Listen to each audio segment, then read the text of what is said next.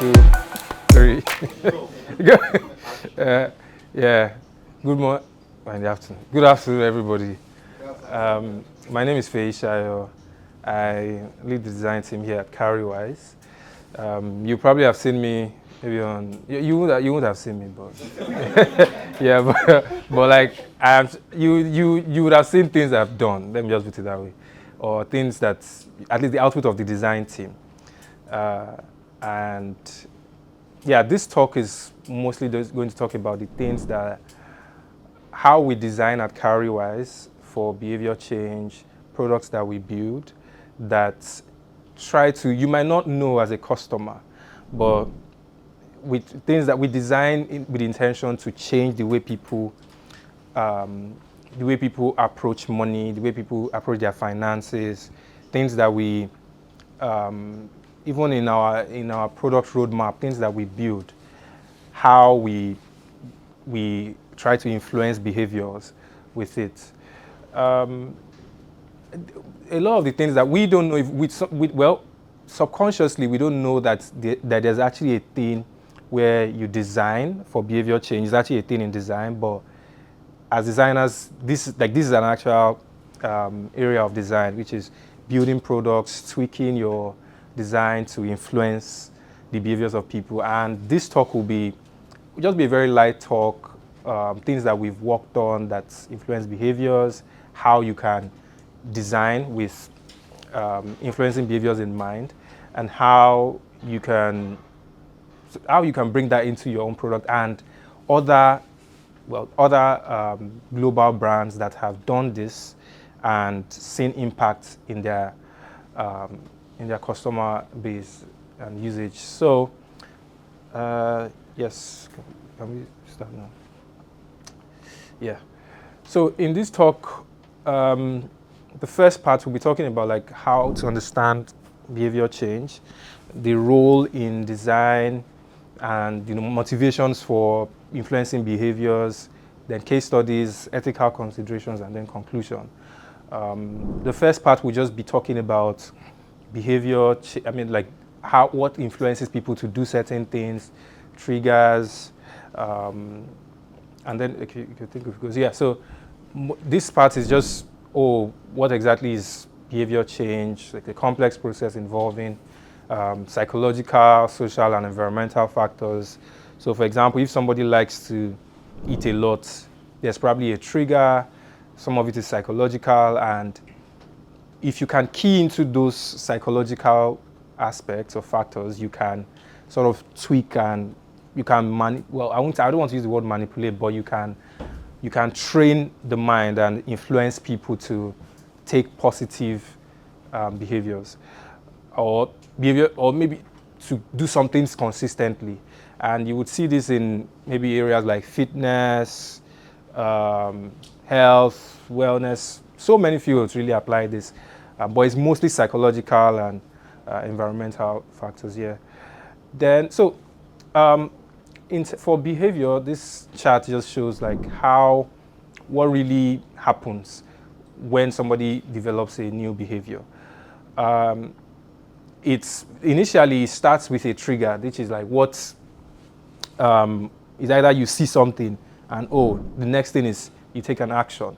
You start the habit itself, and then you go ahead with the action. Or so, like, let's say if you see a bottle of drink, let's say you take alcohol, and you need to first see the alcohol, and then the action is to pick it up and drink it, and the reward is that you now feel maybe you are now drunk, and then it's a positive feedback. That's your own positive feedback. So if you can key into the psychological aspect of that, and so let's say you can sort of design a product that every 3 hours you remind the person, hey, don't pick up that bottle of alcohol. Or maybe you use AI to, let's say, time when somebody's likely to pick up a drink and say, hey, don't do that.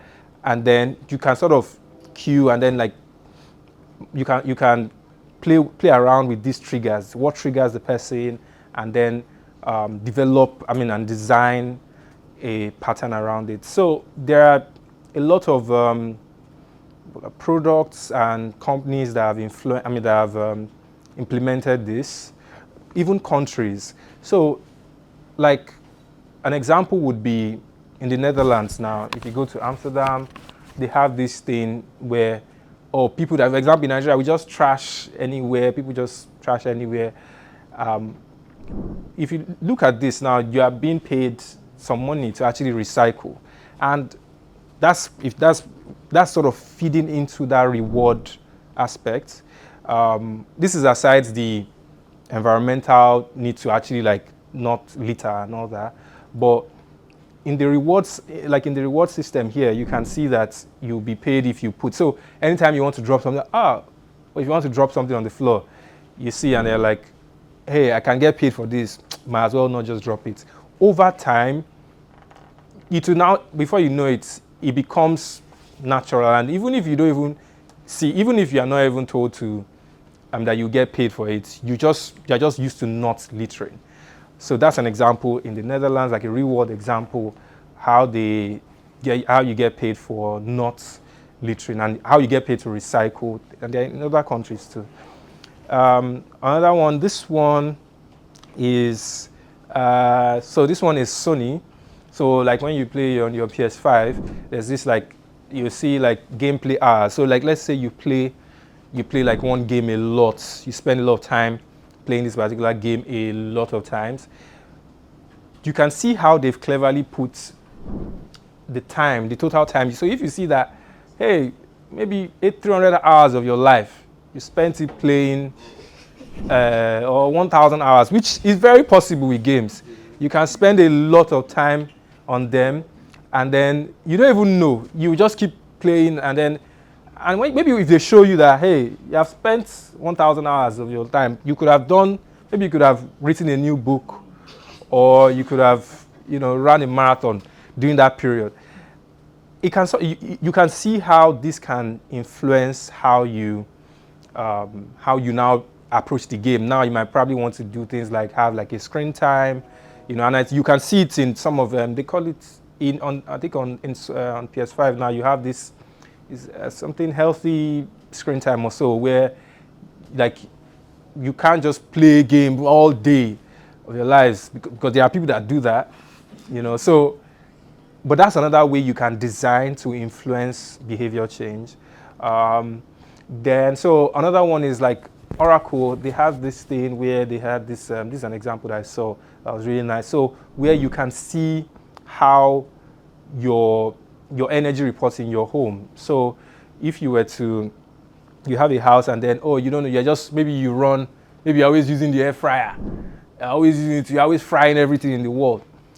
If you don't know that, hey, this air fryer, you might as well just go and use if you don't know that it's consuming this much energy, there's no way you would know that this is what is eating up most of your power. So this kind of reports, like where you can design a well-designed report that shows you, how much less you're using, maybe less energy than other homes. You will feel good about yourself.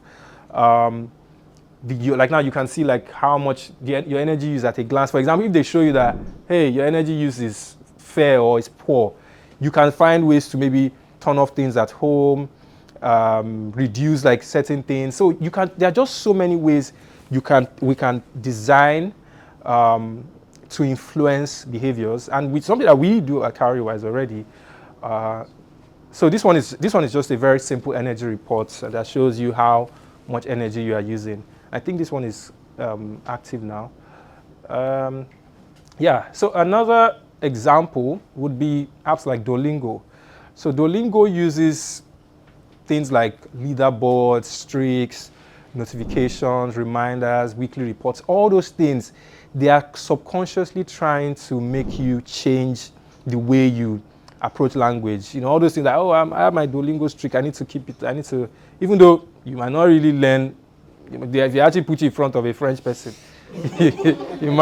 you'll be so lost in, but at least you'll be able to say bonjour, je mange, you can eat a croissant or something. Because like, if you actually want to learn a language, you better go and speak with the natives. But they are getting their users to decide. They have probably one of the best user retention, because people are constantly like, they want to keep, they want to keep up their streak. There's like, they have this competitive leaderboard where you see, oh, somebody's topping.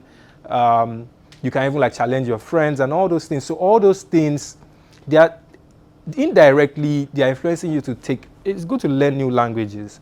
And it's a positive behavior that, you are learning a new language. And the only way to make people, because changing people, like stopping behaviors or learning something new is very difficult. And if you don't have things that jolt you into staying consistent, things that keep you constantly like wanting to, that keep pushing you, you most likely might fall off. So Duolingo is a very good example. They are probably like the best example. All those things like streaks, they will sometimes you see them, they will tweak their notifications like, hey, you've not done this, and they send it to you. They are so targeted, and it's so that they can manipulate your head, and they will tell you, oh, are you really not going to take a well, why do they always say, are you not really going to take a, sometimes it could be copy, it could be the words, and you, at some point, when it's maybe 11:30 in the night, and you know that it will end, they will guilt trip you till you open that app and then you complete it, and they let you be till the next day. So all those things, they are psychological. You might not know, but they are actual things that they are designed psychology for making people use your product more. Then Snapchat is another very good one. Snapchat also does this with things like streaks. Snapchat, another thing is all this rule of reciprocation where, oh, if I send you this, you must send it back to me. Somehow, Snapchat is, well, you can say it's a Gen Z app and stuff, but there are things that even while I use it, I've sort of seen how it makes you a lot, it's not unlike the other apps where, oh, you're just texting, you're more carefree. For example, if you have a close friend and, oh, they just send you one very goofy picture, it will make you smile. In as much, like those things, even the way they are designed, maybe the way the filters are designed, they are trying to make you closer to your, well, the closest way you can get is to actually be with person in person. But if they are far apart or they are not around you, these these are just some of the features that I came up with, that I listed, can help to influence your interaction with your friends, your interaction with people that are close to you, your partner, anything. And you don't know, but they are actual design things, even the way, like how quickly that, oh, maybe when for example, they want you to take more pictures. You'll notice that as soon as you launch the app, the first thing you see is the camera. Those things are they are very intentional to make you use the app more. So at Cowrywise, we also have this. You might not know, but we have them. We kind of ended up, it's Cowrywise. So we kind of, how will I put it now? Like we've been doing them, but we did not think of, oh, we are designing for behavior change, even though some of them were actually for behavior change. So, for example, at Cowrywise, we also have things like those plan reports. We have this new thing called streaks where customers can consistently save. Those are very good habits. This one is a very interesting one, football saving goals. This one is a good case study because people bet a lot. In Nigeria, people like to, they like to just spend their money and they put it on betting, gambling, and we wanted to change that narrative with gambling. And what we did was instead of so every time your team scores a goal, we save money for you. So you are pretty much investing in yourself. And for people that are not, maybe people that are not like, oh, they don't want to save, but there's joy in you seeing that your team scored a goal. And so what we are doing is, I think if I go back to this slide, yes. So we are keen in this habit loop, we are keen into the trigger, which is that, hey, your team scored a goal. is it, sorry, the reward. Yeah, your team scored a goal and that feels very good. It's a very good time to key in and say, oh, we saved for you. We can tell you that. And then we're not, it's not a charge or it's not a payment or anything. We're not stealing your money. We're just saving for you. It's a very good place to key into people saving and investing. So football saving goals is a very good one. Triggers. So we also have triggers where you can, your favorite sport teams, because we want you to save more. We want you to, well, you already watch those things, but we want you to invest. We want it to be as simple as we want it to be very integrated into your life and your lifestyle, sports, and all those things.